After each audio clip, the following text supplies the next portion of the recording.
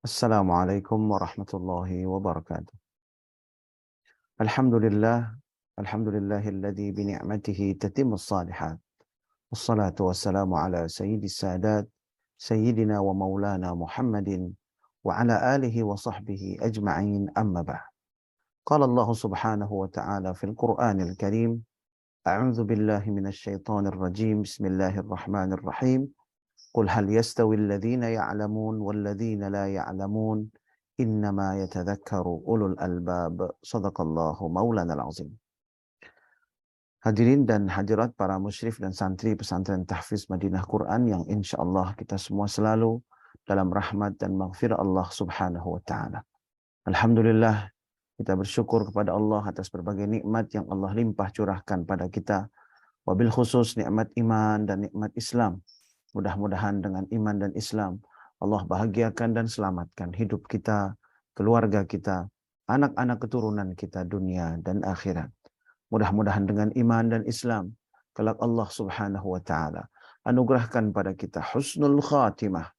Dan mudah-mudahan dengan iman dan Islam kelak Allah subhanahu wa ta'ala pertemukan kita dengan kekasih hati kita, Nabi besar Muhammad sallallahu alaihi wasallam, meraih syafaat beliau, berkumpul bersama orang-orang yang saleh di dalam surganya Allah subhanahu wa ta'ala. Amin, amin, amin, ya Allah, ya Rabbal Alamin. Jamaah rahimakumullah, sebelum kita mulai ta'lim pada kesempatan pagi hari ini, mari sama-sama kita bacakan suratul Fatihah untuk almarhum Bapak Haji Salahuddin, suami dari sahabat surga kita Ibu Eli Rusmaini asal Lampung. Semoga Allah subhanahu wa ta'ala mengampuni segala dosa-dosa almarhum Bapak Haji Salahuddin. Allah subhanahu wa ta'ala menerima segala amal ibadahnya.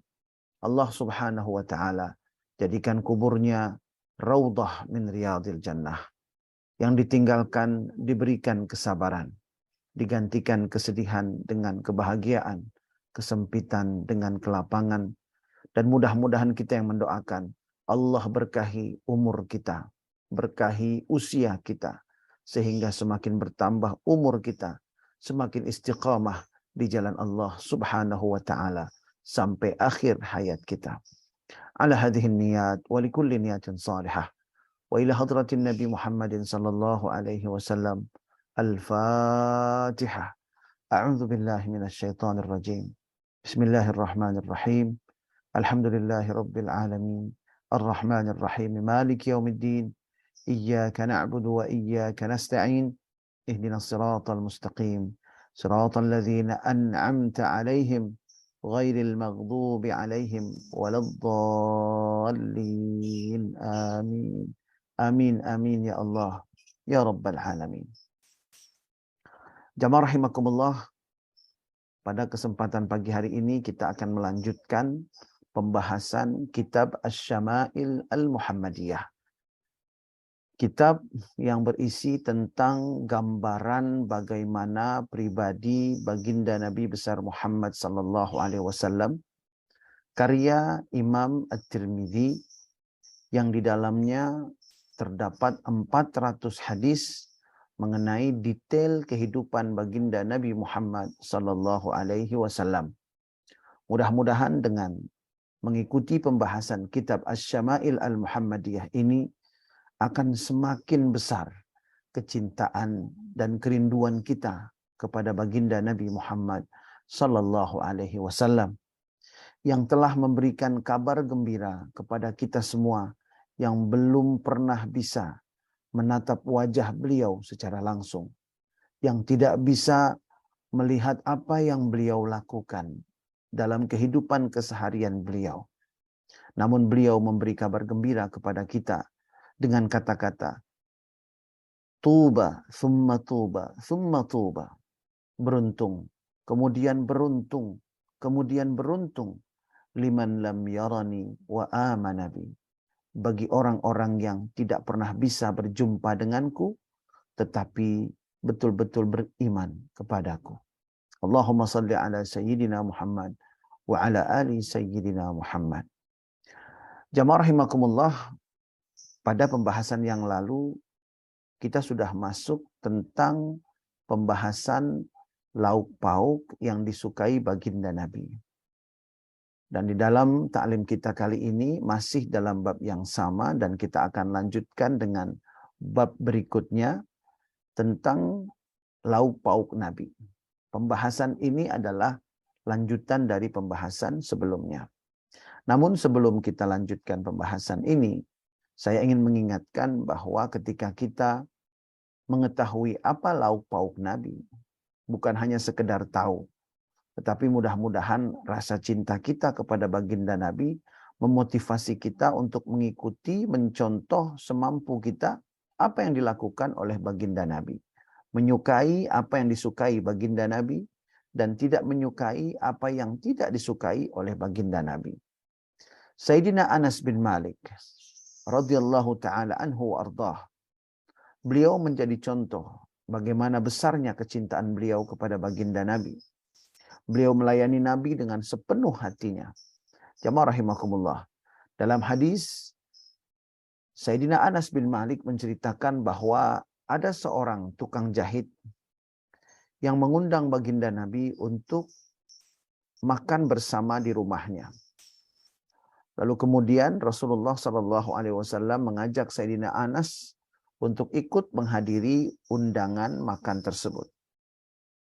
Lalu kemudian jamaah rahimakumullah, sang tuan rumah menghidangkan roti spesial yang terbuat dari gandum. Pada saat itu roti gandum adalah roti istimewa. Dan kemudian juga tukang jahit itu menghidangkan sayur, di mana sayur itu adalah terbuat dari labu dan kemudian dari daging yang dikeringkan. Lalu kemudian Sayyidina Anas berkata, aku melihat baginda Nabi mencari-cari labu yang ada di dalam nampan yang disajikan oleh tuan rumah.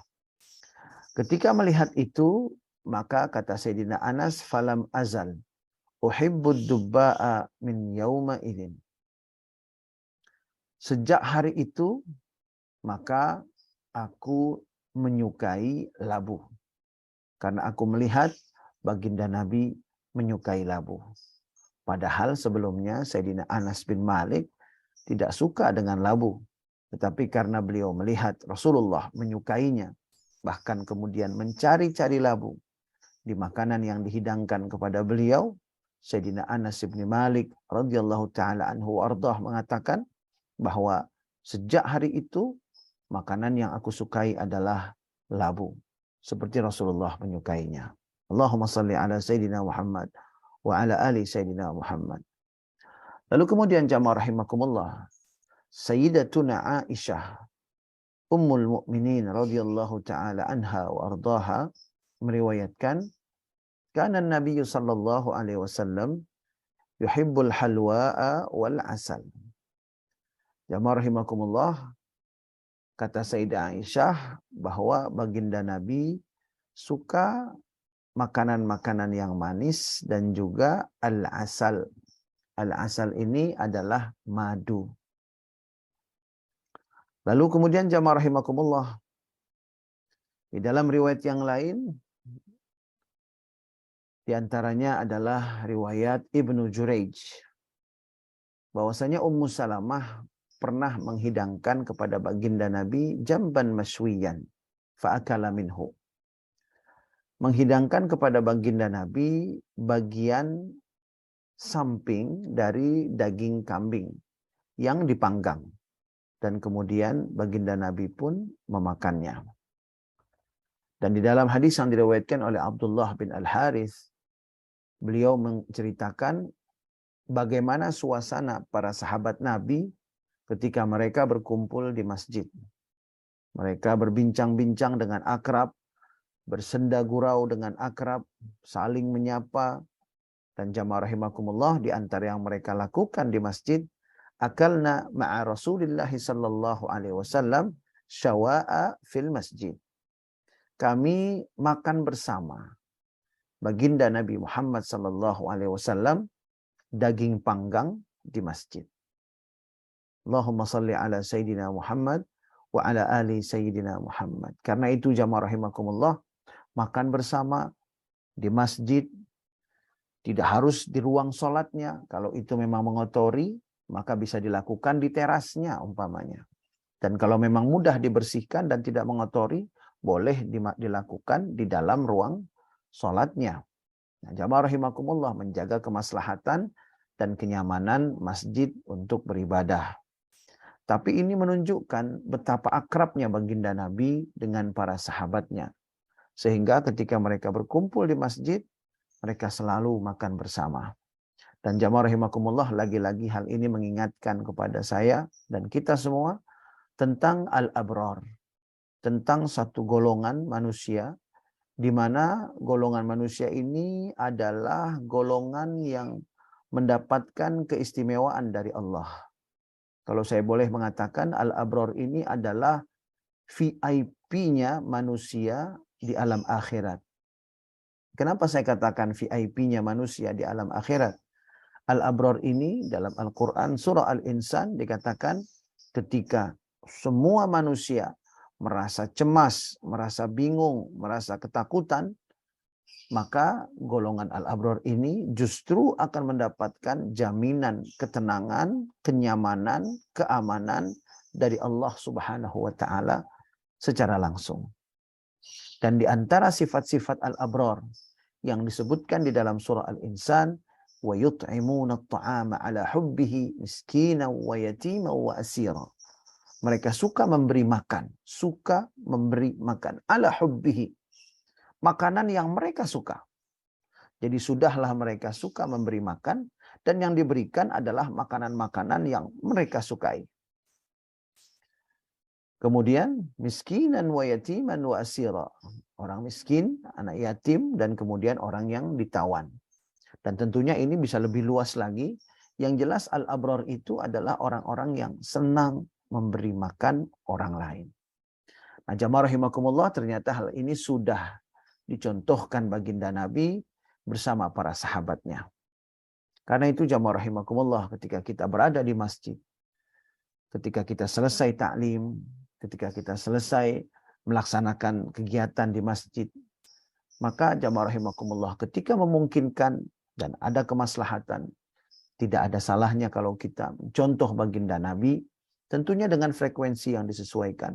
Kita makan bersama di rumah Allah Subhanahu wa taala.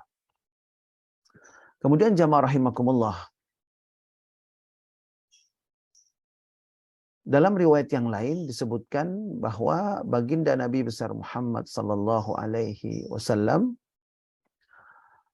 sangat suka dengan daging kambing bagian lengannya. Bagian lengan kambing. Hal ini disebutkan dalam riwayat Abu Hurairah dan juga dalam riwayat Abdullah bin Mas'ud dan riwayat-riwayat lainnya. Bahkan jamaah rahimakumullah, pada saat perang Khaybar, karena Nabi sallallahu alaihi wasallam yu'jibuhu dzira'. Nabi itu paling suka daging kambing itu bagian lengannya. Nah, hal ini dimanfaatkan oleh orang Yahudi. Orang Yahudi, seorang wanita Yahudi memberi baginda Nabi hadiah daging kambing bagian lengannya, tetapi wasumma fi dzira'. Tetapi ternyata daging kambing itu sudah diracuni. Nah, jamaah rahimakumullah, yang melakukan ini adalah seorang wanita bernama Zainab bint Al-Harith Bai'az, dan dia adalah orang Yahudi. Namun jamaah rahimakumullah, Allah Subhanahu wa taala menyelamatkan baginda Nabi. Rasulullah sallallahu alaihi wasallam diberitahu langsung oleh Jibril agar tidak memakan hadiah tersebut, sehingga Nabi kemudian tidak memakannya. Dan pada akhirnya jamaah rahimakumullah, Zainab bint Al-Harith Bai'az, wanita yang meracuni daging kambing bagian lengan untuk baginda Nabi, masuk Islam. Walam yamtaqim sallallahu alaihi wasallam minha. Dan Rasulullah tidak pernah membalas dendam kepada dia. Kemudian jamaah rahimakumullah, Nabi bertanya kepada Zainab bint Al-Haris, "Man hamalaki ala dhalik?" Siapa yang menyuruhmu melakukan itu? Faqalat, maka kemudian Zainab bintil Harith bayi Azini menjawab, in kunta nabiyan la yadhurruka sum. Kalau engkau betul-betul nabi, maka dalam keyakinan kami, dalam kepercayaan kami, Anda tidak akan mempan kalau diracun. Jamaah rahimakumullah, lalu kemudian dia masuk Islam dan kemudian baginda Nabi besar Muhammad SAW tidak pernah membalas dendam. Kemudian jamaah rahimakumullah, kalau kita sudah tahu bahwa di antara lauk pauk yang sangat disukai baginda Nabi itu adalah bagian lengan dari kambing, maka dalam riwayat yang lain Rasulullah SAW bersabda, inna atyabal lahmi lahmuz zahri. Sesungguhnya daging yang paling bagus itu adalah daging bagian punggung hewan. Ini juga menjadi salah satu lauk yang sangat disukai oleh baginda Nabi besar Muhammad sallallahu alaihi wasallam. Dan jamaah rahimakumullah, kemudian setelah kita mengetahui lauk pauknya Nabi, di antaranya adalah cuka apel, kemudian Nabi juga suka dengan daging burung, lalu kemudian juga Nabi besar Muhammad sallallahu alaihi wasallam menyukai bagian lengan dan bagian punggung dari hewan yang disembelih, yaitu kambing dan sapi atau unta. Maka jamaah rahimakumullah, selanjutnya kita akan masuk pada pembahasan berikutnya, yaitu mengenai bagaimana wudhunya baginda Nabi Muhammad sallallahu alaihi wasallam kaitannya dengan makan. Jamaah rahimakumullah, diriwayatkan dari Abdullah bin Abbas radhiyallahu taala anhu wardah bahwasanya anna Rasulullah sallallahu alaihi wasallam kharaja minal khala faqurriba ilaihi at-ta'amu faqalu ala na'tika biwudu qala innama umirtu bil wudu idza qumtu ila shalah. Bahwasanya baginda Nabi suatu hari keluar dari khala karena buang hajat seperti itu, dan al-khala ini bukan seperti WC atau toilet yang dikhususkan seperti di zaman kita, tetapi yang disebut dengan khala itu adalah padang pasir yang luas. Namun sepi, tidak ada yang melihat, dan jamaah rahimakumullah, ini merupakan kebiasaan dari para sahabat dan orang-orang Arab yang tinggal di zaman baginda Nabi Muhammad sallallahu alaihi wasallam. Lalu kemudian dihidangkan kepadanya makanan dan mereka berkata, apakah kami boleh mengantarkan kepada Anda air untuk berwudu? Kemudian Nabi menjawab, sesungguhnya aku diperintahkan berwudu jika aku hendak melaksanakan salat. Kemudian jamaah rahimakumullah, dalam riwayat yang lain, Zadan an Salman qal, qara'tu fit Taurat anna barakat at-ta'am al-wudu'u ba'dah. Fadzakartu dzalika lin-nabi sallallahu alaihi wasallam. Aku pernah membaca dalam kitab Taurat bahwa makanan itu akan menjadi berkah kalau setelah makan berwudu. Maka kemudian aku menyebutkan atau menceritakan hal ini kepada baginda Nabi, dan kemudian aku memberitahu bahwa itu aku baca di dalam kitab Taurat. Maka baginda Nabi besar Muhammad SAW menjawab, barakatut ta'ami al-wudu'u qablahu wal-wudu'u ba'dahu. Keberkahan makanan itu adalah wudu sebelum makan dan wudu setelah makan. Masya Allah. Jamaah rahimakumullah. Ternyata salah satu cara kita untuk membuat makanan kita berkah itu adalah dengan berwudu sebelum makan, atau berwudu setelah makan, atau dua-duanya, berwudu sebelum makan dan berwudu setelah makan. Allahumma salli ala Sayyidina Muhammad wa ala ali Sayyidina Muhammad. Saya pribadi merasakan bahwa ajaran baginda Nabi ini mengajarkan kepada kita begitu bersih, begitu telaten beliau menjaga kebersihan diri beliau. Padahal bisa kita bayangkan bahwa kehidupan padang pasir di mana menjadi lingkungan beliau sehari-hari, air itu menjadi sangat sulit dan jumlahnya sangat terbatas.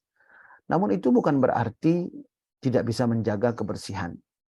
Dengan air yang ada, dengan air yang tersedia, jamaah rahimakumullah, tetap kehidupan sahabat-sahabat di Madinah itu adalah kehidupan yang sangat bersih. Karena mereka diajarkan wudhu oleh baginda Nabi Muhammad SAW. Diperintahkan untuk mandi sunnah setiap hari Jumaah. Kemudian jamaah rahimakumullah juga ada kewajiban untuk mandi junub dan lain sebagainya, yang semuanya itu merupakan perintah baginda Nabi dan tuntunan baginda Nabi agar kita ini betul-betul menjaga kebersihan. Kemudian jamaah rahimakumullah, Rasulullah SAW mengajarkan kepada kita, kalau mau makan, falyaqul bismillahi awwaluhu wa akhiruh. Kemudian kita lupa membaca doa sebelum makan, maka hendaklah dia membaca bismillahi awwaluhu wa akhiruhu. Kalau lupa membaca doa sebelum makan, bismillahi awwaluhu wa akhiruhu. Dengan nama Allah di awal dan di akhirnya. Ini ketika kita lupa membaca doa makan yang biasa diajarkan kepada kita. Kemudian jamaah rahimakumullah, dalam riwayat Abu Sa'id Al-Khudri, Rasulullah SAW ketika selesai makan, beliau membaca doa, Alhamdulillahilladzi at'amana wa saqana wa ja'alana muslimin. Segala puji bagi Allah yang telah memberi kami makanan, yang telah memberi kami minuman, dan yang telah menjadikan kami orang-orang Islam. Jadi kalau kita perhatikan doa baginda Nabi untuk urusan makan dan minum bukan urusan perut saja. Tapi Nabi selalu mengaitkannya dengan urusan akhirat.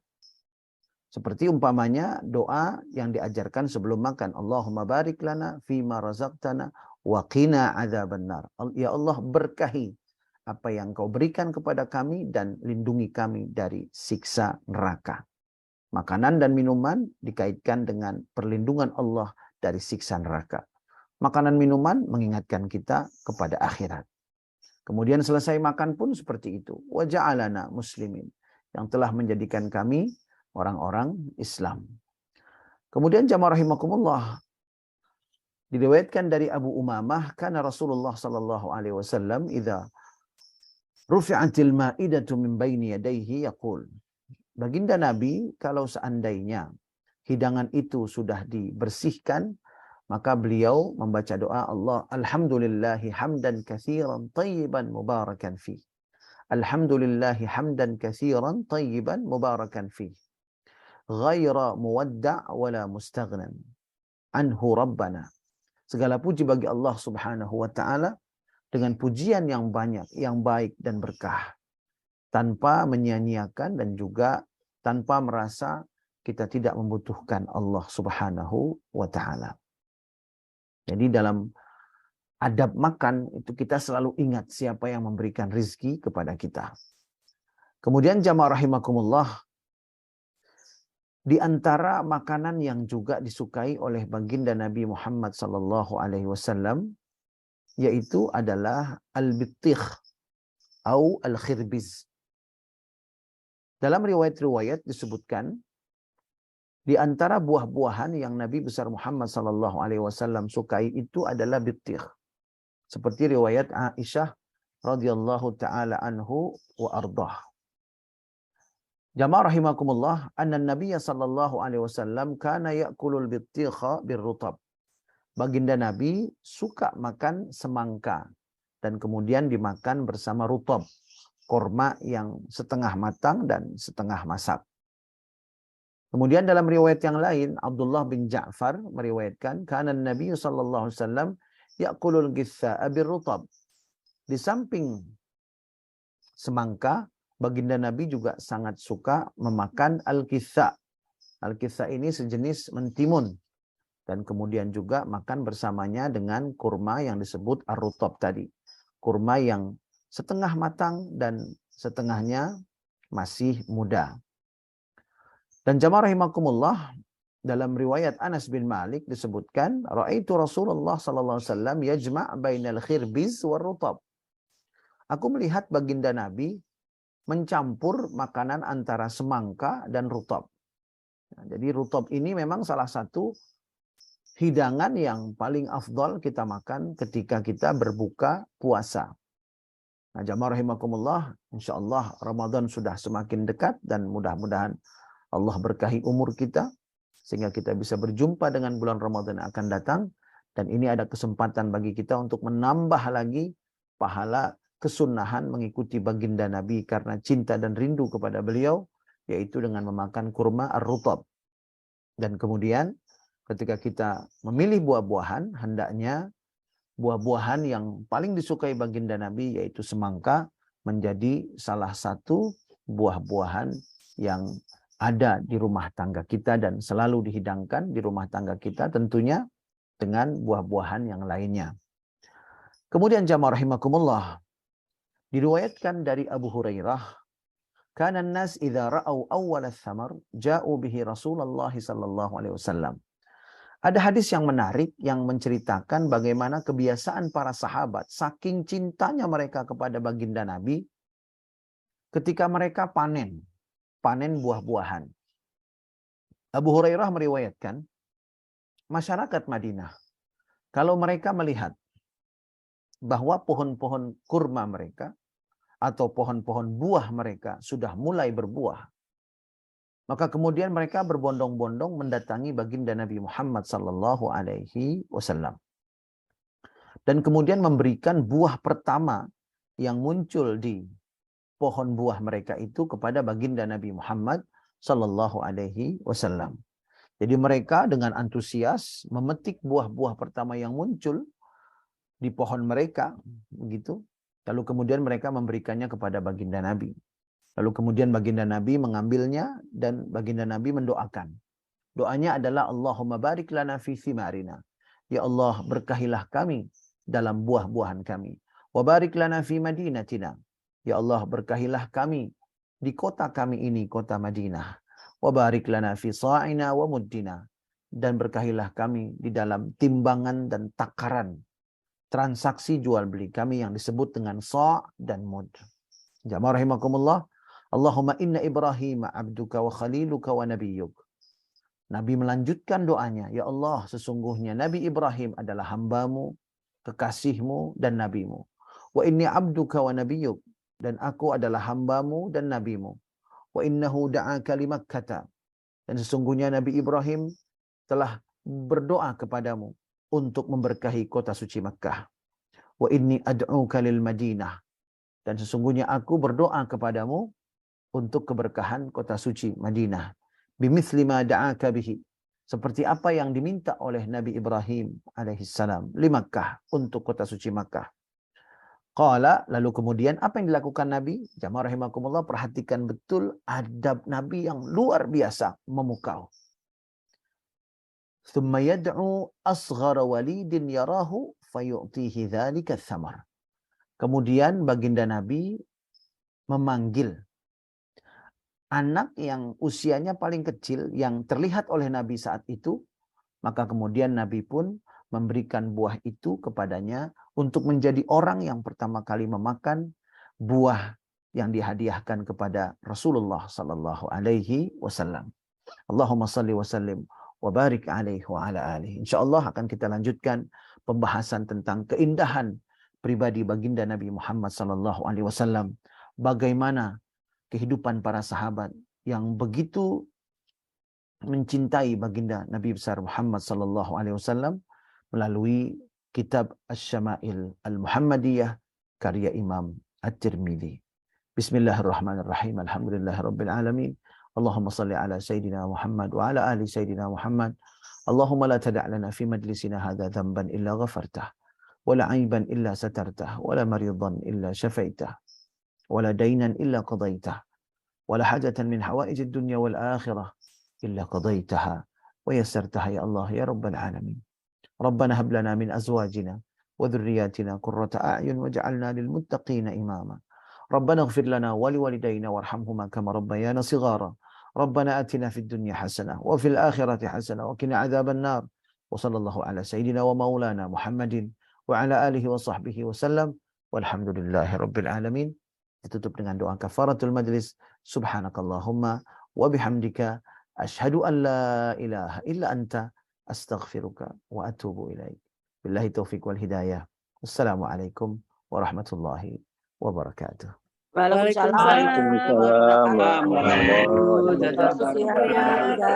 wabarakatuh. Terima kasih. Sampai Ya. Terima kasih. Ya, terus, Terima kasih ya. Pak